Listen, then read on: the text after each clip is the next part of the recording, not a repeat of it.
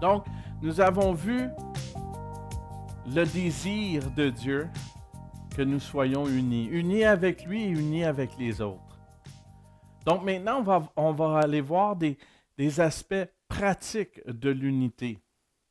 Et ces aspects pratiques, c'est Larry Osborne dans son livre Sticky Teams, qui parle de trois manières qu'on doit pratiquer l'unité ensemble. La première chose qu'on doit voir, c'est l'unité doctrinale. L'unité doctrinale, par unité doctrinale, on entend l'accord entre la déclaration de foi de l'Église. Donc, si vous faites partie des Assemblées de Pentecôte du Canada, on a une constitution d'église locale. Et dans cette constitution, on a les énoncés fondamentaux et essentiels. Donc, comme on croit que la parole est inspirée de Dieu. On croit qu'il y a des anges, et ces anges, ils ont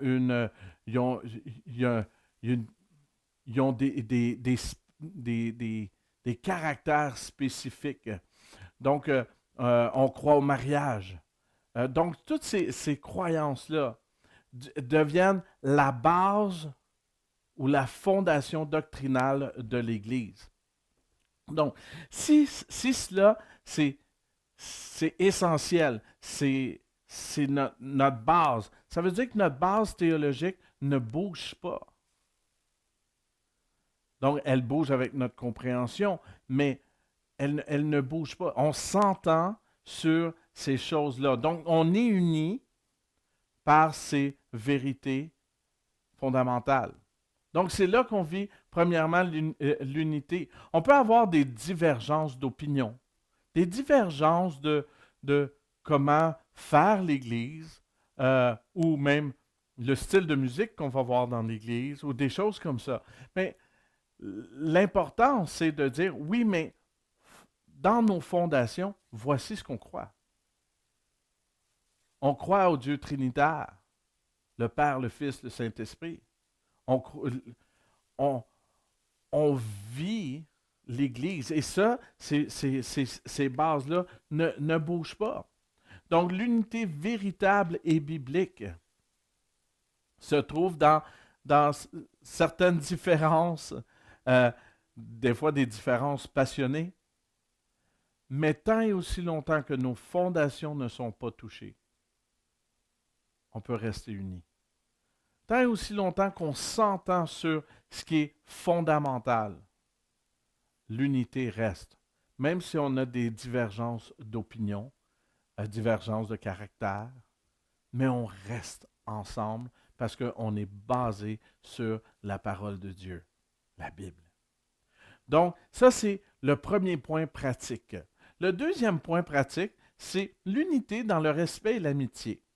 La deuxième composante d'une Église unie, c'est de vivre ensemble. Est-ce que ça veut dire qu'on va être tous les meilleurs amis du monde? Absolument pas. Non, mais ça signifie qu'on va s'entendre suffisamment pour éviter les malentendus, les stéréotypes, les conflits de personnalité qui mettent si facilement, qui se mettent si facilement au travers de notre chemin. Donc, ce qui devient des obstacles. À un moment donné, j'étais dans une conférence et il y a une dame qui expliquait les différentes vues du temps. Donc, il y a des gens qui voient le temps comme circulaire. Donc, le 24 heures est circulaire et on revient au point zéro la deuxième journée et on continue. Donc, ce que je n'ai pas fait aujourd'hui, je vais le refaire demain parce que le temps est circulaire. Et ensuite, il y a, nous, les bons Nord-Américains, qui voient le temps d'une manière linéaire. Donc, c'est une ligne qui continue dans le temps.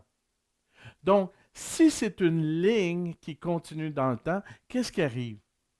Il arrive que ce que je n'ai pas fait aujourd'hui, je ne pourrai pas le refaire parce que ça ne revient pas.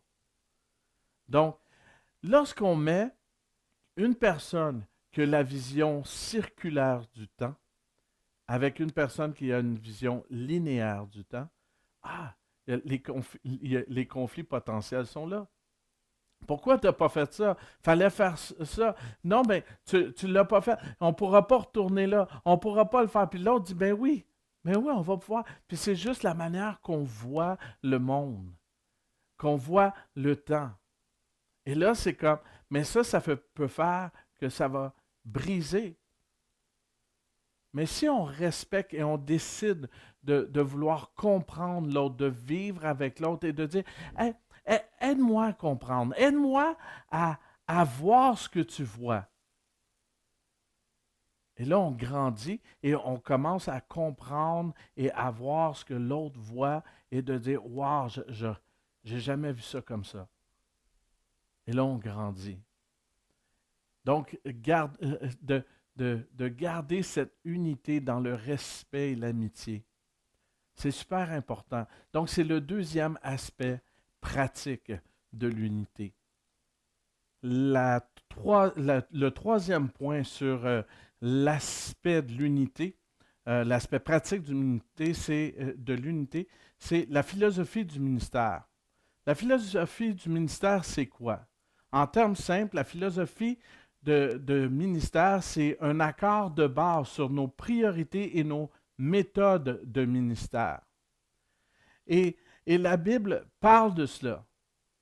Donc, dans Romains 15, versets 1 à 6, on voit l'exemple de c'est quoi les priorités du ministère. Donc, dans Romains 15, versets 1 à 6, nous dit ceci.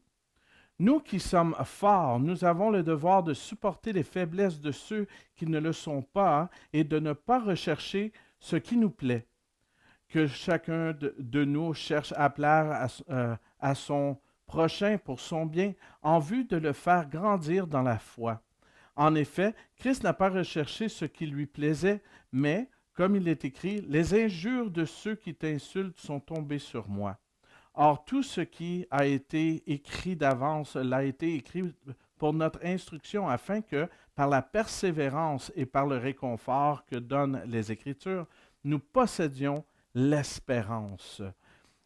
Que le Dieu de la persévérance et du réconfort vous donne de vivre en plein accord les uns avec les autres, comme le veut Jésus-Christ, afin que tous ensemble, d'une seule voix, vous rendiez gloire au Dieu et Père de notre Seigneur Jésus-Christ. Donc, qu'est-ce qu'on voit dans l'Épître aux Romains ici? Dans l'Épître aux Romains, on voit ceci. Les priorités du ministère, c'est premièrement la parole de Dieu. On voit cela au verset 4. Or, tout ce qui a été écrit d'avance l'a été écrit pour notre instruction. Donc, la parole de Dieu a été écrite pour notre instruction et cette parole doit être prioritaire, donc au cœur de notre vie. Donc, la deuxième priorité doit être la prière.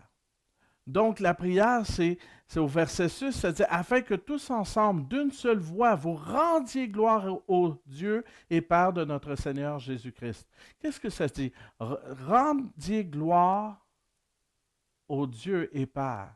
Ça, c'est des actions de grâce, de la louange. C'est de la prière. C'est d'arriver au Seigneur et de dire « Mais par ma vie, par mes actes, par mes mots, je te loue, Seigneur. » Donc, la parole de Dieu et la prière doit être la fondation de notre ministère. Donc, la philosophie du ministère qui nous tient ensemble, qui nous unit. Donc, on voit cette pratique. Les disciples sont confrontés à cela dès le départ de l'Église. Dans Actes 6, 1 à 7, ça dit ceci. À cette époque-là, alors que le nombre des disciples augmentait, les Hellénistes murmurèrent contre les Hébreux parce que leurs veuves étaient négligées lors des distributions quotidiennes. Les 12 convoquèrent ensemble l'ensemble des disciples et dirent « Il ne convient pas que nous délaissions la parole de Dieu pour servir aux tables.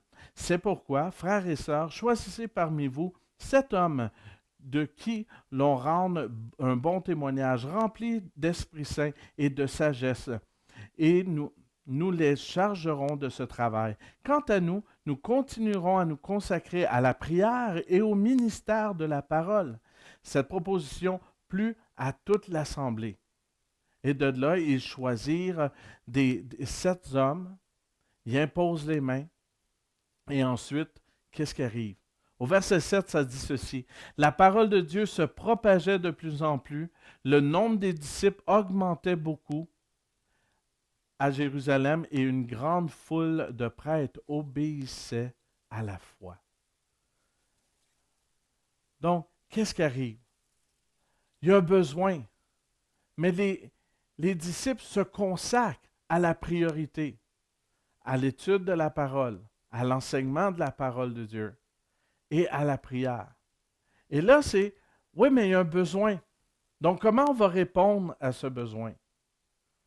De répondre aux besoins, c'est, mais on a des gens faits, des gens qui sont prêts à servir. Donc, pour garder nos priorités, on va habiliter d'autres gens et les rendre autonomes dans leurs fonctions pour qu'ils puissent, eux, s'assurer que le besoin de ces veuves ces besoins-là sont répondus. Donc, on a besoin de répondre aux besoins. Mais pour pouvoir répondre aux besoins d'une manière adéquate, nous devons avoir cette connexion avec Dieu. Si on n'a pas cet amour entre nous et Dieu, donc la parole et la prière, on n'aimera pas les autres. On va avoir de la misère à aimer les autres parce que notre amour devient égoïste, devient centré sur nous. Donc, pourquoi qu'ils m'achalent? Qu'ils nourrissent eux autres, qu'ils s'arrangent? Non, non, non, non. Ça fait partie de notre tâche de nourrir et de prendre soin des veuves. Hein? L'Épître aux Hébreux va dire la religion pure et sans tache. C'est de prendre soin de la veuve et de l'orphelin. Donc, de prendre soin de la veuve et de l'orphelin, c'est la vraie religion. Donc, c'est ce qu'ils veulent faire. Donc, ils décident de prendre des gens et des habiletés au ministère de prendre soin. Donc, le commentateur Worsby va dire ceci. Cela nous montre que l'Église locale doit accorder la plus grande importance à la parole de Dieu et à la prière. Le premier véritable danger qui a menacé l'unité de l'Église a surgi alors que les apôtres étaient trop occupés à exercer le ministère de la parole de Dieu et à prier. Lorsqu'ils ont trouvé d'autres personnes pour partager leurs tâches, ils sont retournés à leur ministère et l'Église a connu l'harmonie et la croissance. Donc, on dit aux gens, faites ce que vous avez à faire. On vous donne l'autorité de prendre soin. On forme les gens au service pour que nous, on puisse continuer à apprendre de Dieu et à enseigner. Donc, c'est la priorité. Donc, on revient toujours à la priorité. Il y a un besoin, on répond aux besoins et on revient à ce qui est prioritaire dans nos vies. Donc, afin que nous puissions vivre nos priorités du ministère, nous devons équiper les serviteurs de manière continue, sans pour autant lâcher nos priorités. Et ce genre de service doit être un service authentique. Donc, l'Église chrétienne d'Ontic a au but de faire connaître Jésus comme l'être le plus passionnant en s'engageant de manière continue dans notre relation avec Dieu, le ministère de la parole, la prière, afin que dans notre relation avec Dieu, lorsqu'on connecte avec Dieu, qu'on comprend son amour, qu'on comprend son désir, on puisse nous aussi véhiculer son amour et son désir envers les autres. Donc, c'est l'aspect le plus important de la philosophie de ministère. Donc, notre base, c'est d'étudier, de connaître Dieu, de prier afin d'avoir un ministère efficace envers les autres. Donc, l'unité dans notre Église fait partie de notre caractère, notre identité. Restez bénis.